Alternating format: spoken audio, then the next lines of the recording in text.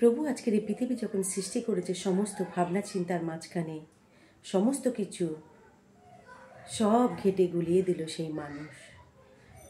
সমস্ত কিছু তিনি উত্তমভাবে সৃষ্টি করলেন, কিন্তু তাও প্রভু তিনি সেই বৃষ্টি দিলেন এই পৃথিবীতে, দিয়ে তিনি কাদামাটি করে তিনি সুন্দর এক মূর্তি তৈরি করে তাতে কি দিয়েছে, তিনি দিয়েছিলেন মানুষ রূপে তার শ্বাসবায়ু, তার প্রাণটাকে নিয়ে তিনি দিয়ে দিয়েছিলেন।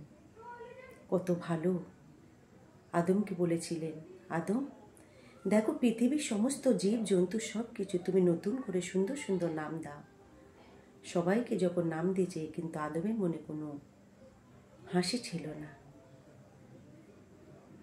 প্রভু আমার বুঝতে পেরেছিলেন, ঈশ্বর পিতা আমার বুঝতে পেরেছিলেন আদম নিরাশ। তাই আশা, তার সেই নিরাশাটা থেকে তিনি রাত্রির মধ্যেই তার আশা তিনি পূরণ করলেন।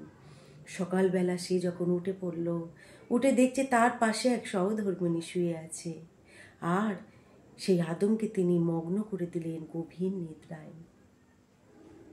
সেখান থেকে তিনি কি করলেন, আদমের একটা পাঁজর নিয়ে তার একটি সঙ্গিনী তৈরি করল।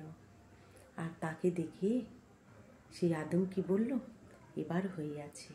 আমার প্রভু তো বুঝতে পারেন, তিনি তো ঈশ্বর দয়াময়। আমরা মুখ থেকে কিছু বলার আগে আমাদের মধ্যে দুটো আত্মা কাজ করে। একটা কেউ যদি কোনো কথা বলে, একটা পবিত্র আত্মা কাজ করে, আর একটা মন্দ আত্মা কাজ করে। সর্বদাই আমরা মন্দের দিকে যে জিনিসটা আমরা বলতে চাইবো, সেটাকে সর্বদাই আমরা নিজেকে নিয়ন্ত্রণের মধ্যে রাখবো। কাউকে দুঃখ নয়, এই পৃথিবীতে দুঃখ দেব কেন? মানুষকে দুঃখ দেব না, কারণ এই পৃথিবীতে আমরা 70 বছর, বলযুক্ত হলে 80 হতে পারে, তাই তো? তাই আমরা কেউ পৃথিবীতে অমর নয়। তাই আজকের আমরা প্রত্যেকে যেন কেউ কারোর মনে দুঃখ দিয়ে নয়, কেউ কারো কাছে কেড়ে নিয়ে নয়, ভালো করে ভালো মনে আমরা তার কাছে সমস্ত কথা ছোট্ট কথা করে বলবো।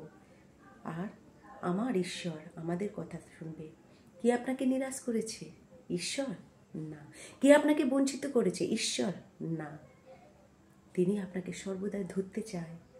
তাই আমাকে আজকের ধরে তিনি, আমি মাগো ছোটোখাটো একটি কীর্তনিয়া আপনাদের সামনে আমি গান করেছি, কিন্তু আমি দিকে দিকে গান করি, আমার ঈশ্বরের নাম নিয়ে যাই। ঈশ্বর আমাকে সাহায্য করেছে অনেক দিক দিয়ে। আমার কিছুই ছিল না, কিন্তু ঈশ্বর যদি থাকতো, ঈশ্বর তিনি চান যে আমরা যেন তার পথে চলতে পারি। তাই তো তিনি আমাকে এই পৃথিবীতে তিনি আমাকে বিলীন হতে দিলেন না, তিনি আমাকে ধরে রাখলেন সর্বদাই তার কাছে যেন আমি থাকতে পারি, প্রভু প্রচার যেন আমি করতে পারি। তাই আপনাদের কাছে, সকলের কাছে অনুরোধ, মায়েরা, সংসারের কাছে নয়, মানুষ কে কি বলল সেটা নয়, আমরা যেন প্রত্যেককে মিলে প্রভুর সান্নিধ্যে যেন আমরা সবাই একত্রিত হয়ে সব ভাই বোনদের নিয়ে আমরা যেখানে সমালোচনা হচ্ছে সেখানে প্রভুর কথা বলুন, যেখানে আপনাকে নিন্দা করছে সেখানে প্রভুর কথা বলুন, যেখানে অনেকে গোলমাল পাকাচ্ছে সেখান থেকে সরে আসুন। তাহলে আপনার জীবনকে দেখে তারা আপনার পথ ধরে চলতে চাইবে সবাই মিলে। তাই আমরা যেন প্রভুর পথে পৃথিবীতে এসেছি, প্রভুর পথটাই যেন আমরা বেছে নিতে পারি সকলে মিলে। জয় যিশু সবাইকে।